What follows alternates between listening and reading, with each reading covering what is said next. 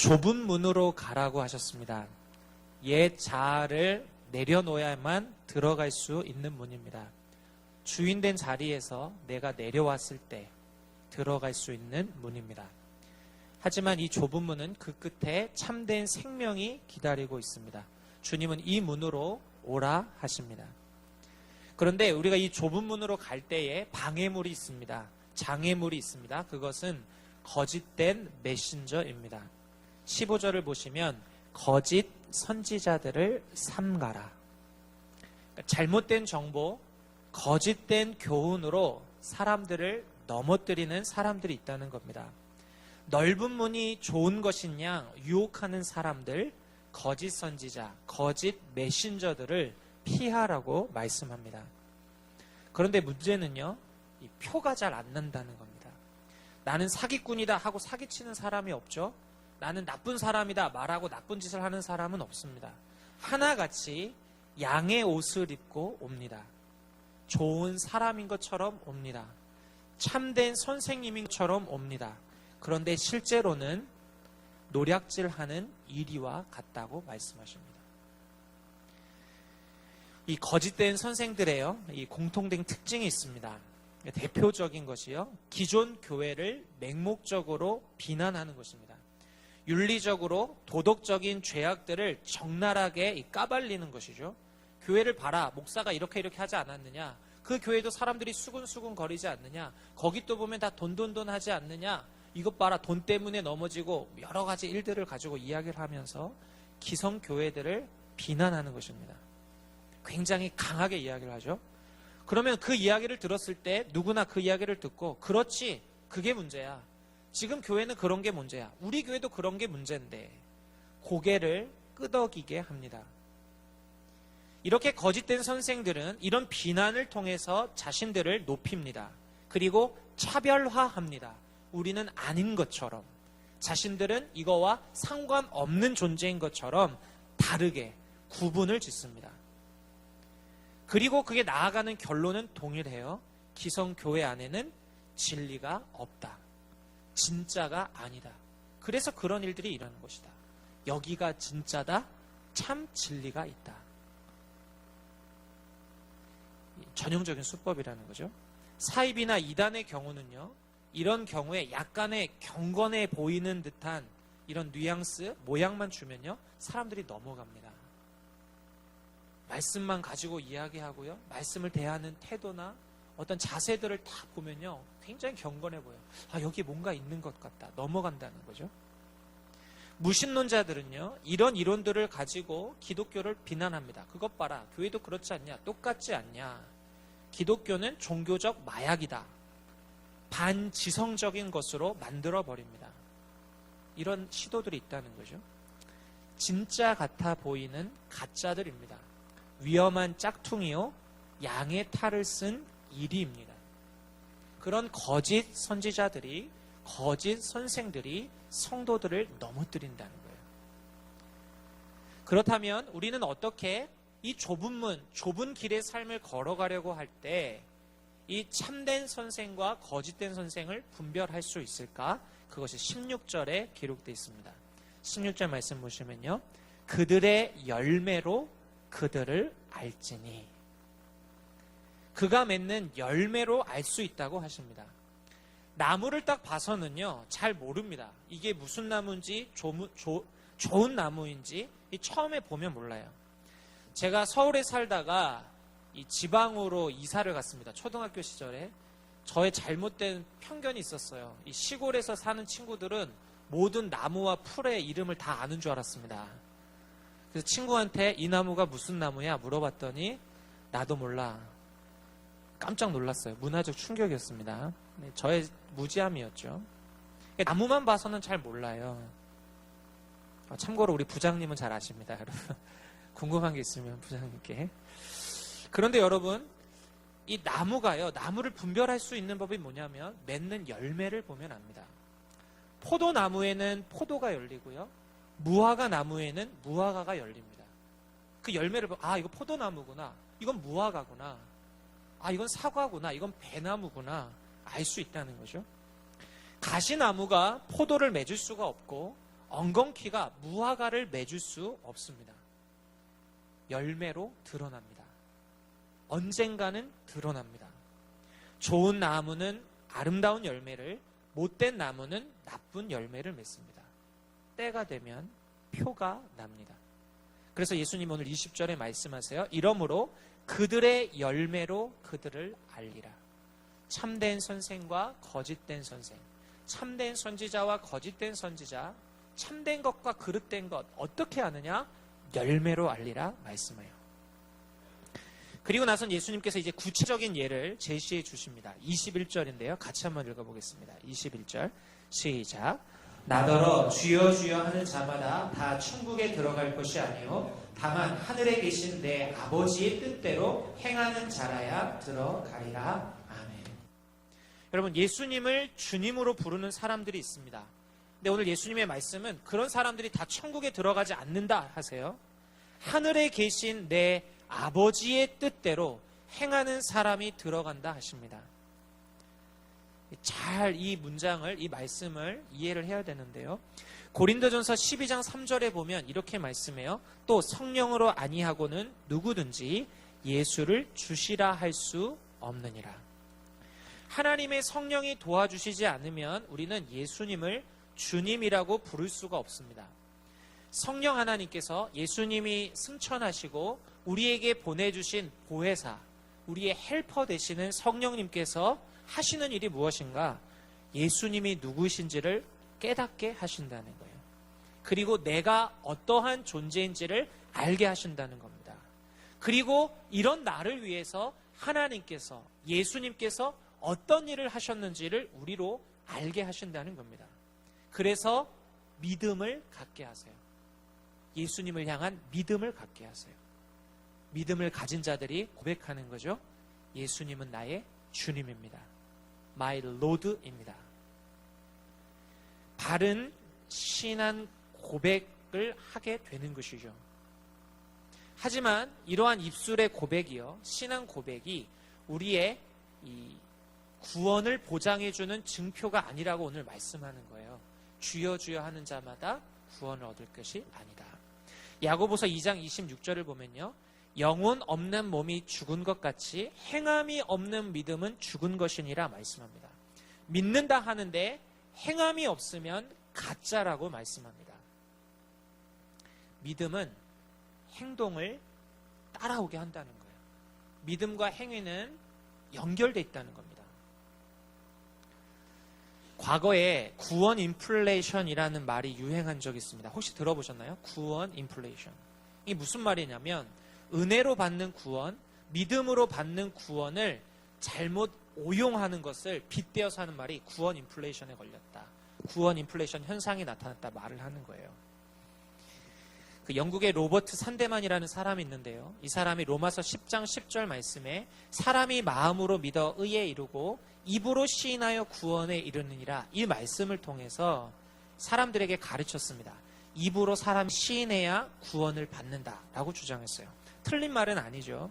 근데 문제는 이 가르침을 가지고 사람들이 전도하러 나아갔을 때 입술로 고백만 하면 구원받았다고 선포해버리는 거예요. 이것이 많은 선교단체나 우리 교회들에서 전도를 할 때에도 이 가르침이 들어왔어요. 그래서 사형리를 전하고 어떤 브릿지 전도라든지 여러 가지 전도를 하면서 예수님에 대한 이야기를 하고 영접 기도를 해서 입술로 고백하면 그 자리에서 바로 선포해버렸습니다. 당신은 이제 구원받은 사람입니다. 이제 하나님의 자녀가 됐습니다. 축복해줬습니다.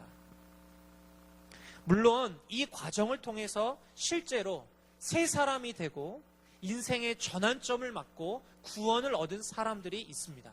그런 기회를 통해서 구원받은 사람들이 지금도 나타나고 있어요. 하지만 어떤 사람들은 영접 기도를요, 귀찮아서 해요.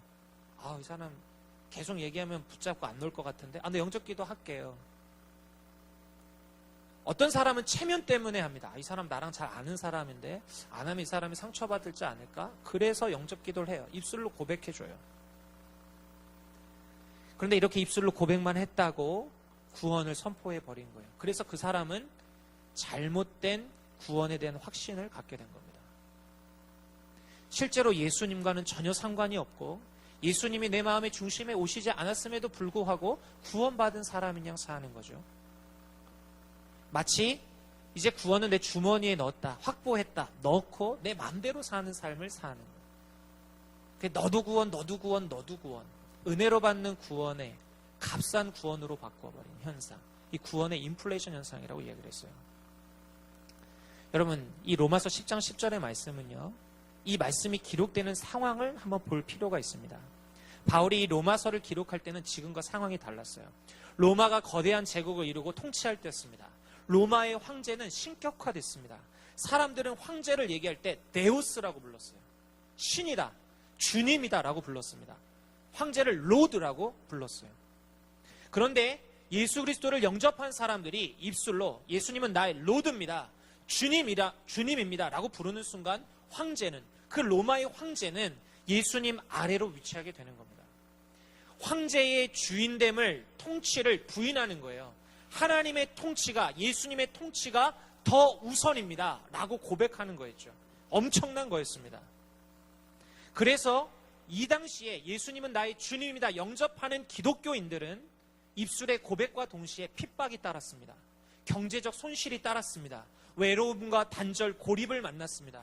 어떤 때에는 동물들의 밥이 됐어요. 유희의, 목숨을 내어놓고 싸우는 유희의 이 도움거리가 됐어요. 도구가 돼버렸어요.